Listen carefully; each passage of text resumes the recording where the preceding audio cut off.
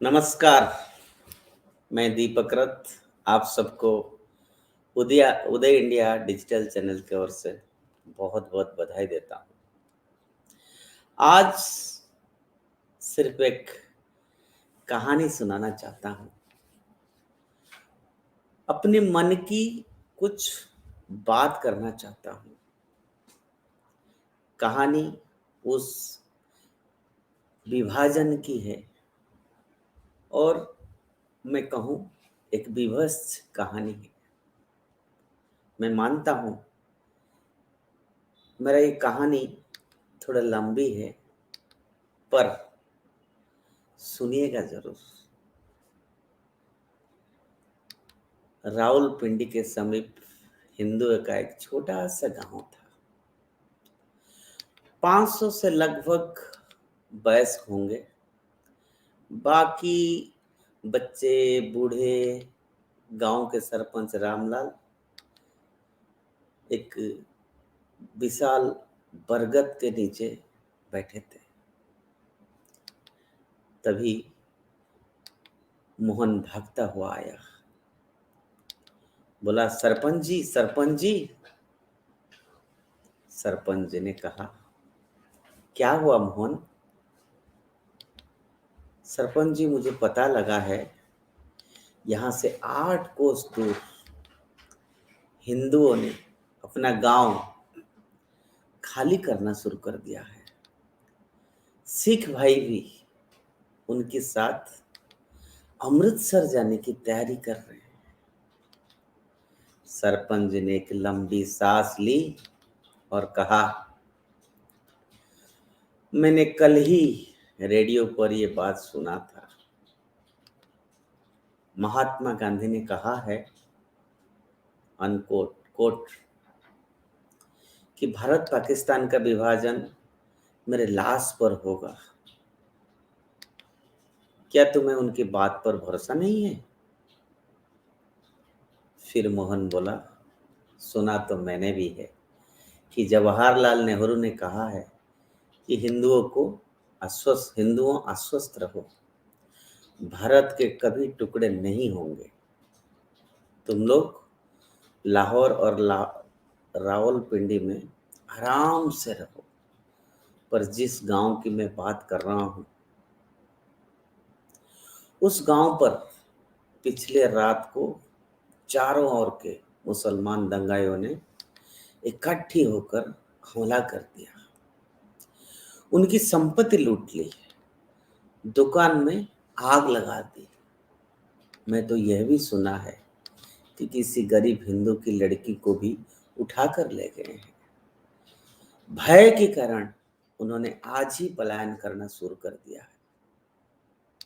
फिर सरपंच जी बोले, देखो मोहन, हम यहाँ पर सदियों से रहते आए हैं। एक साथ हमने ईद, दिवाली सब कुछ मनाया है। नवरात्र के व्रत और रोजे रखते आए हैं। हमें डरने की कोई जरूरत नहीं है। तुम आश्वस्त रहो मोहन।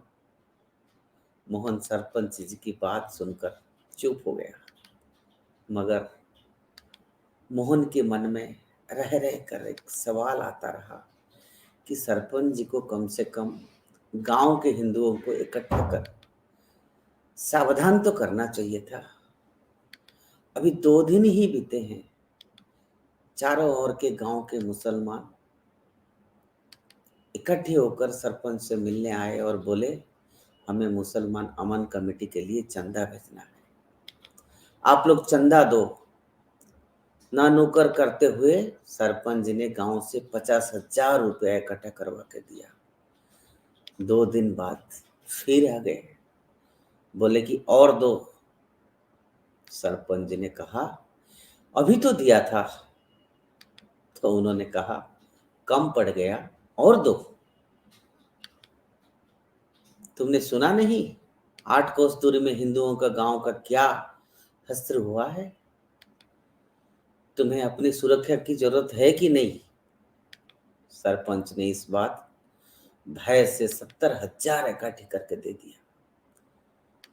2 दिन बाद बलूच रेजिमेंट के लोरियाई और हिंदुओं का इकट्ठा कर सभी हथियार, यहाँ तक कि लाठी तलवार सब जमा कर ले गए हैं।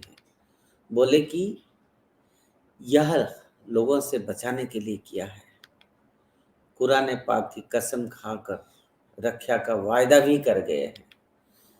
9वें दिन गांव को मुसलमान दंगाइयों ने फिर से घेर लिया।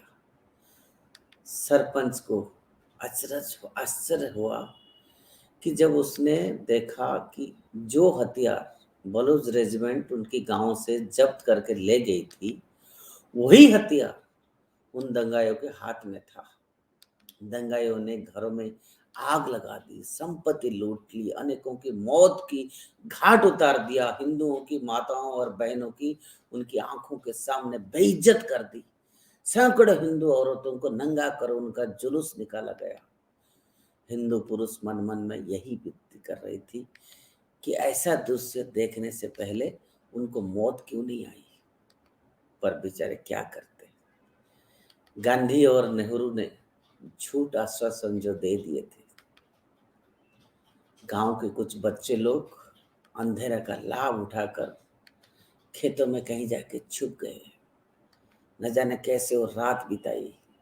अगला दिन अपने घर वालों की लाशें कुएं में डालकर अटारी के लिए रेल पकड़नी थी, इसलिए किसी को सुध नहीं थी आगे क्या होगा, कैसे जिएंगे, कहाँ रहेंगे।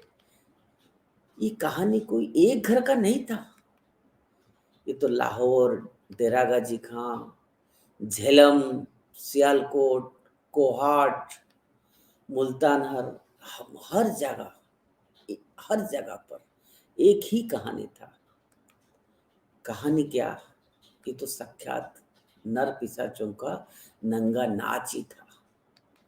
गांधी और नेहरू जो पहले कहते थे कि पाकिस्तान हमारे लाश पर बनेगा, अब कहने लगे कि हमने देश को विभाजन डरकर नहीं किया। जो खून खराबा हर तरफ से हो रहा है, उसी को रोकने के लिए किया। जब हमने देखा कि हम किसी तरह भी मुसलमानों को मना नहीं सकते हैं, तब ऐसे किया। अरे देश को तो 1942 में ही आजाद हो जाना था। अंग्रेजों ने देश छोड़ने से पहले मुस्लिम लीग को आगे कर दिया। जिन्ना ने मांग रखनी शुरू कर दी, मैं ना मानूं कि रट लगाई। जिन्ना तानाशाह की स्थिति अर्जित फायदा आजम बन गया है। बात बात पर बैकआउट की धमकी देता था। कभी कहता था विभाजन कमेटी में सिखों को मत लो, अगर लिया तो बहिष्कार कर दूंगा। कभी कहता था सब कमेटियों में प्रधान किसी मुसलमान को ही बना हो, नहीं तो मैं उठकर चला जाऊंगा। कांग्रेस के लिए जिन्ना के साथ जीना मुश्किल, जिन्ना के बिना जीना मुश्किल। फिर जिन्ना ने दबाव बनाने के लिए अपने गुर्गे सोहरावर्दी के माध्यम से नोआखली और कोलकाता के दंगे करवाए, सीमांत प्रांत में दंगे करवाए। मेरठ, पानीपत, सहारनपुर, दिल्ली, सारा देश जल उठा। आखिर कांग्रेस को विभाजन स्वीकार ही करना पड़ा। मुसलमान को उनकी देश मिल गई, हम हिंदुओं को क्या मिला? एक हिंदू राष्ट्र के स्थान पर एक सेकुलर राष्ट्र, जिसमें बहुसंख्यक हिंदुओं को अधिकार से ज्यादा अल्पसंख्यक मुसलमान का अधिकार है। पाकिस्तान में बचे हिंदुओं के अधिकार की कोई चर्चा ही नहीं छेड़ता। उसी कांग्रेस का 1947 में विस्थापित एक प्रधानमंत्री कहते थे कि देश का संसाधनों पर उन्हीं अल्पसंख्यक मुसलमान का सबसे ज्यादा अधिकार है। हिंदू धर्म रक्षा के लिए अपने पूर्वजों की धरती छोड़ आए, अमानुषिक यातनाएं सही, चित्तौड़ के जौहर के समान महिलाओं की जिंदा जलाए, चिताएं जली, राजसी ठाट टुकराकर दर दर के भिखारी बने, अपनी बेगाने हो गए। अरे धिक्कार है हम पर, जो हम अपना इतिहास भूल गए, उन आकर्षणीय अत्याचारों को भूल गए, उन बलिदान को भूल गए, अपने ही हाथों से अपने बेटियों को काट गए, सरों को भूल गए। वह टीस आज भी उठती है जब सेकुलर देश में सरतन से जुदा के नारे सुनने को मिलती है। क्या आपके मन में क्षोभ नहीं पैदा होता जब आपने आराध्य श्री राम पर सवाल उठाते? उनकी जन्मस्थली के लिए 400 साल तक संघर्ष करना पड़ता है। गलती से नेहरू की नीतियों ने देश के हिंदुओं का जितना नुकसान किया उतना तो ब्रिटिश ने भी नहीं किया। और आज उसी नेहरू की 20 बैल राहुल भारत जोड़ यात्रा की नौटंकी में लगा है। अगर राहुल को ना तोड़ते ही नहीं जोड़ने की जरूरत कहाँ थी। अब और कितना बोलूं समझ नहीं आता। बस श्रद्धेय अटल जी के शब्दों में हिंदू तन मन, हिंदू जीवन, रग रग में हिंदू मेरा परिचय, यहीं से मैं अंत करना चाहता हूँ। क्योंकि मन में दुख भरा है विभाजन की वो ताड़ना आज भी हिंदू भाई नहीं भूला है। मैं सोचता हूँ मेरा ये कहानी, मेरा ये मन की व्यथा आप लोगों के हृदय तक जरूर पहुंचेगा। आप लोग उस पर सोचिए क्या होगा मेरे देश की, मेरे हिंदू भाइयों की। आज के लिए इतना। मैं आज फिर से आप लोगों को रिक्वेस्ट करूंगा, अगर हमारा विचार, उदय इंडिया की विचार आपको अच्छा लग रहा है तो आज ही आप जरूर उदय इंडिया को सब्सक्राइब करिए। भारत माता की जय। वंदे मातरम।